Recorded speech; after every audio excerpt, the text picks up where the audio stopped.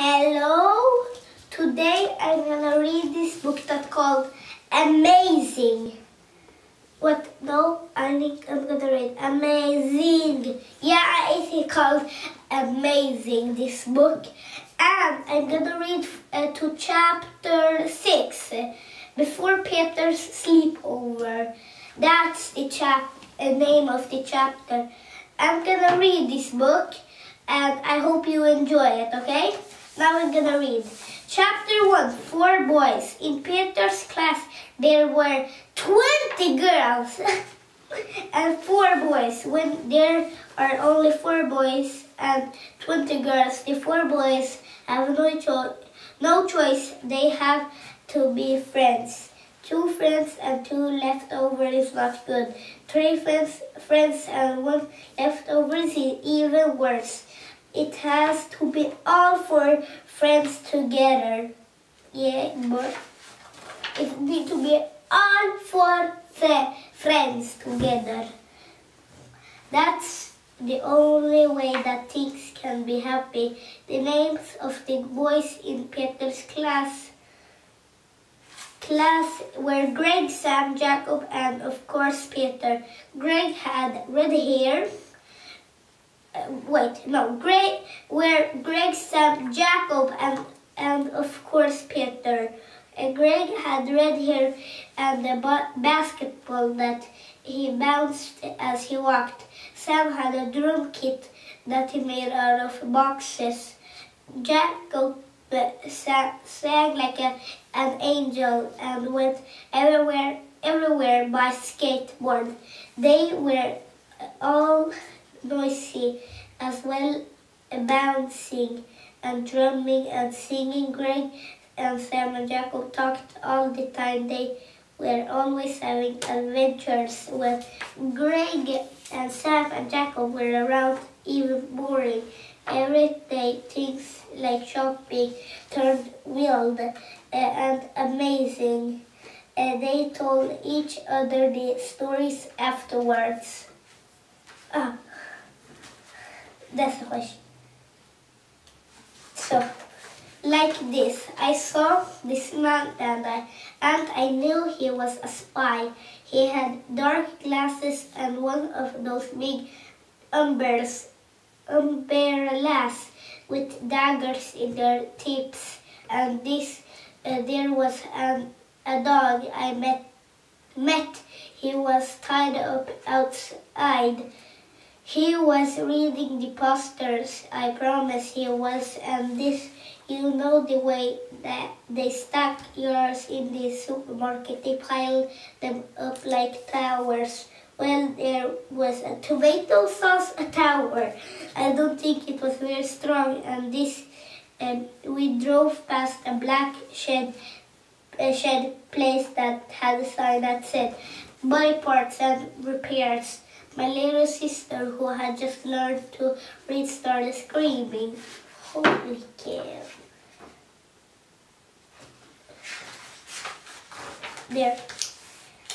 And often they saw it, then it was totally lost. Greg and Sam and Jacob told stories like that all the time. All the time they were always saying, "You'll never guess what happened to me." They were always bursting with jokes and ideas. That was what Greg and Sam and Jacob were like, but it wasn't what Peter was like. Peter was the one who never said anything. He was the quiet one. Peter was so quiet that Greg and Sam and Jacob didn't know what to do with him. He never had adventures. He never rushed into school and said, "I guess what happened is..." Never rushed into school and said, "Guess what happened to me?"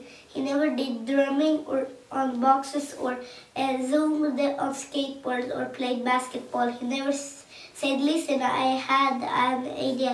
"I don't have ideas," said Peter. When the others told jokes, Peter listened and smiled, but he never told one himself.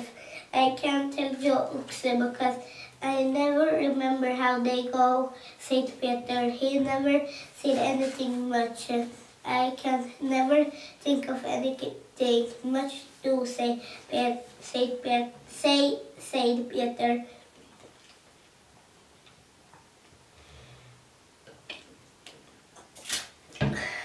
What goes in Peter's head? The girls sometimes asked. And Greg and Sam and Jacob had to admit, you never know, you just can't guess. It could be nothing.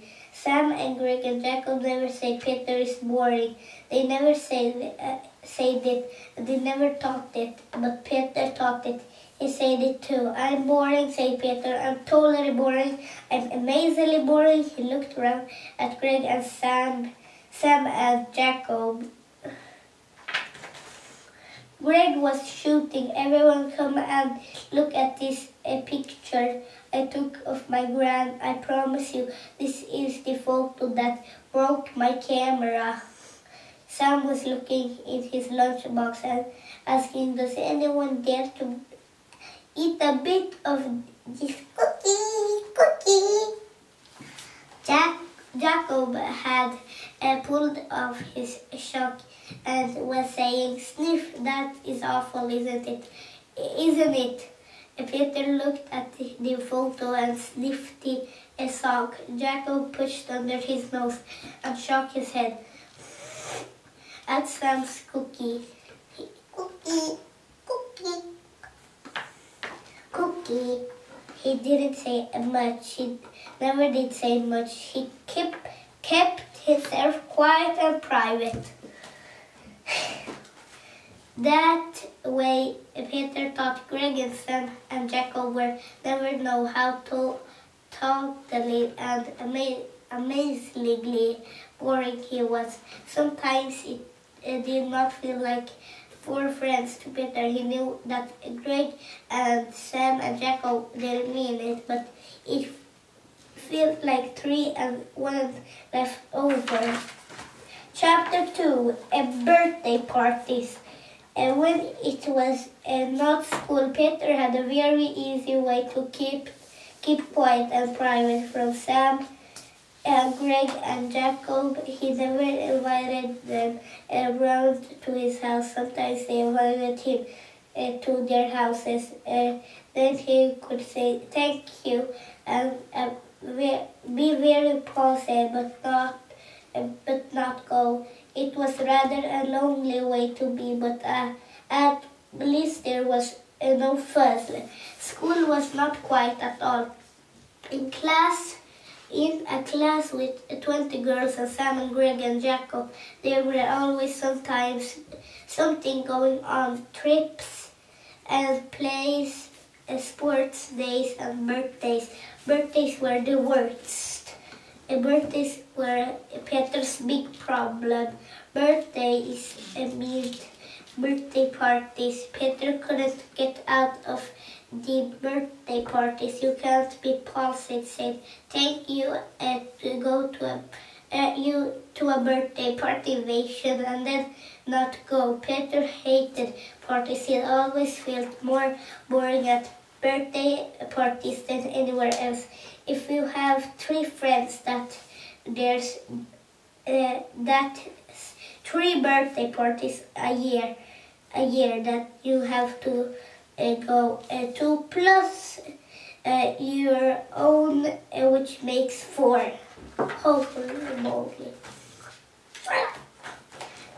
Do I have a party? Peter asked his mother every year. Of course you do, she said.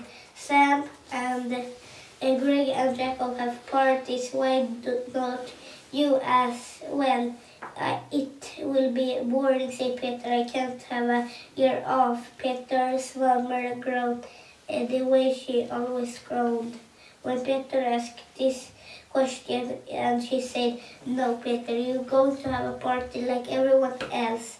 She said that every year at Peter's school, the party function changed all the time. So for Peter and Jacob and Sam and Greg had had ball pits, bit parties, picnic parties, smelly parties, and one lovely year, Peter's that's there. And one lovely year, Peter's favorite of all, no parties at all, because all the boys got tummy bugs one after the other. At least half Peter. All those parties held somewhere else. They didn't have a parties in your own house. Peter didn't want Greg and Sam and Jacob to see his own very boring house. But this year the girls had started a terrible new fashion sleepover parties. What could be better? Asked Peter's mom. What could be worse? Asked Peter. Sleepover parties came with invitations that said, "Come to my party, please bring a sleeping bag, a toothbrush, pajamas, and your phone number written down in case you suddenly want to go home in the middle of the night."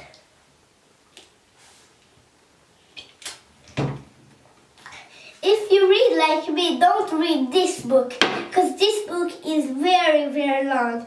But I want to read this book for you. I read this book for you. I want it. But I say don't read this book because it's too long, bruh. As well as these things people took joke books, midnight feast food, tricks from the trick shop, secret teddy bears, sleepover parties. The girls said were the best sort of parties there ever could be. The most exciting, the most fun, the most amazing, and not boring. So far, said the girls, no one had wanted to go home in the middle of the night. Chapter 3, Greg's... Chapter 3, Greg's sleepover. Greg was the first of the boys to have a sleepover party. "Come to my party," he yelled as he ran into the playground. "Who asked Jacob?" "All of you," said Greg. He bounced the ball off the back of Sam's head. "Here, Petey, catch," he shouted. Sorry, I'm gonna read this chapter, then I'm gonna say bye-bye because I'm a little bit tired of reading this book. So tomorrow I'm gonna read it all, okay? But I'm gonna read to chapter 4, okay? Peter missed as always and ran after the ball as it rolled away. By the time he got back, Greg was saying, "You will see my gran, not my normal gran, the other one. Yes, the one that broke my camera. The one with the hairy chin. A bit hairy or very hairy?" asked Sam. "Very," said Greg. "And I don't think she can be as hairy as mine," said Sam. "We call my gran Big Gran. Big Gran doesn't just have a hairy chin. She's got eyebrows that join up in the middle as well." "Join up in the middle?" asked Peter. "Eyebrows that join up in the middle. My big gran's eyebrows, Sam." Sam went on, "or just one huge black fuzzy line like a monkey's tail stuck on." Wait, I need to do something. I need to do something just.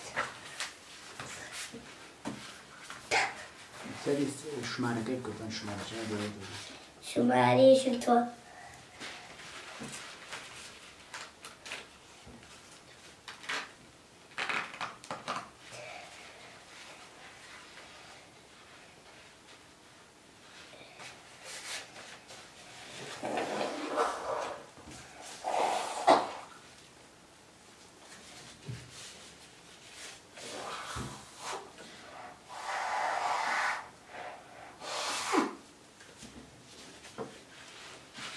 Now I'm gonna read the book again, okay? Well, said Jacob, we call my grand bags, and she shakes her hairy chin and hides her joined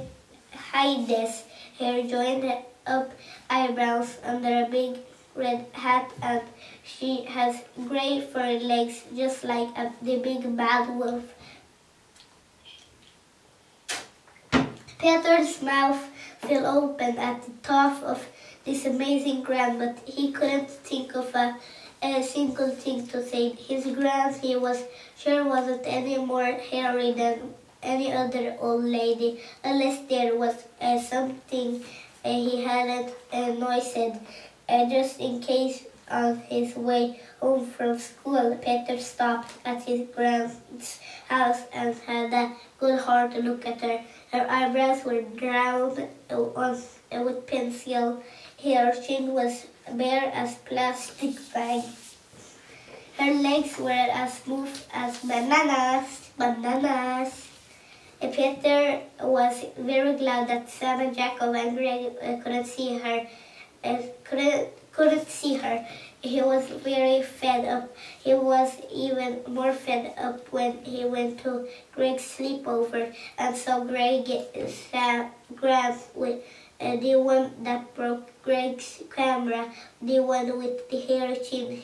She was the most exciting thing at the party. My grand thought Peter to himself, in the middle of the night is boring like me. Like me. And then he sniffed a bit and wished he could go home, but he couldn't because it was the middle of the night.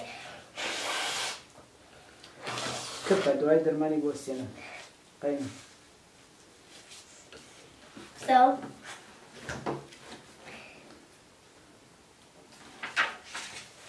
no one ever went home from sleepovers in the middle of the night, no matter what they said on the inventions. That was all for this book. And this book was fun, easy to...